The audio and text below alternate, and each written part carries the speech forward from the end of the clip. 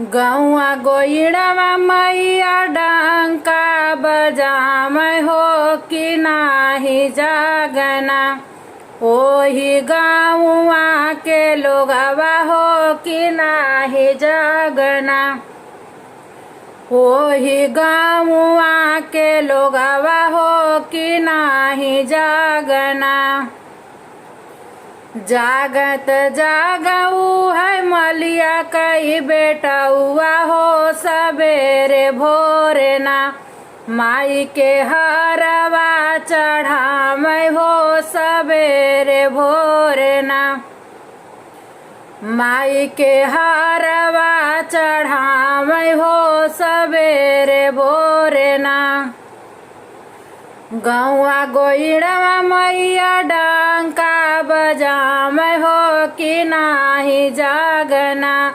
ओही गाँवा के लोगवा हो कि नाही जागना।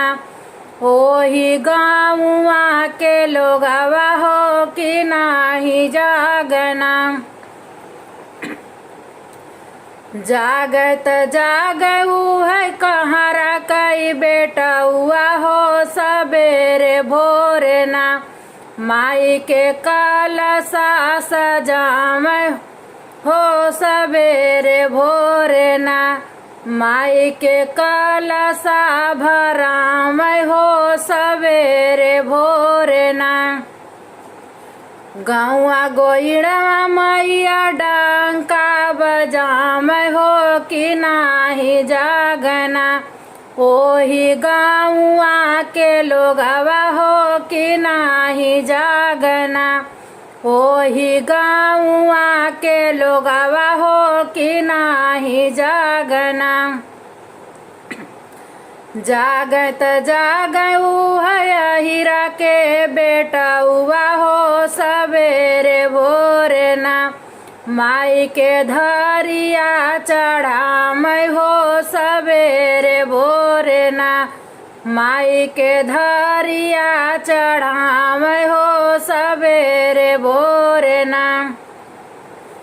गौआ गोइड़वा मैया डंका बजामै हो कि नाही जागना। ओही गाँवा के लोगवा हो कि नाही जागना। ओही गाँवा के लोगवा हो कि नाही जागना। जागत जागऊ है पंडित कई बेटा हुआ हो सबेरे भोरे ना। माई के पोथिया सुनामै हो सबेरे भोरे ना। माई के पठवा करामै हो सबेरे भोरे ना। माई के पठवा करामै हो सबेरे भोरे ना।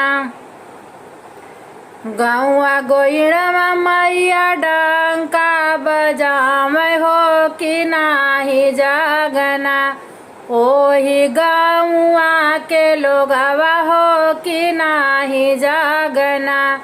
ओही गाँवा के लोगवा हो कि नाही जागना। जागत जागऊ है माई कई सेवा कवा हो सबेरे भोरे ना। माई के आरती उतार हो सबेरे भोरे ना। माई के आरती उतार हो सबेरे भोरे ना। माई के पचरा सुनामै हो सबेरे भोरे ना। जागत जागऊ है माई कई सेवा कवा हो सबेरे भोरे ना। माई के आरती उतार हो सबेरे भोरे ना। माई के पचरा सुनामै हो सबेरे भोरे ना। गौआ गोइड़वा मैया डंका बजामै हो कि नाही जागना।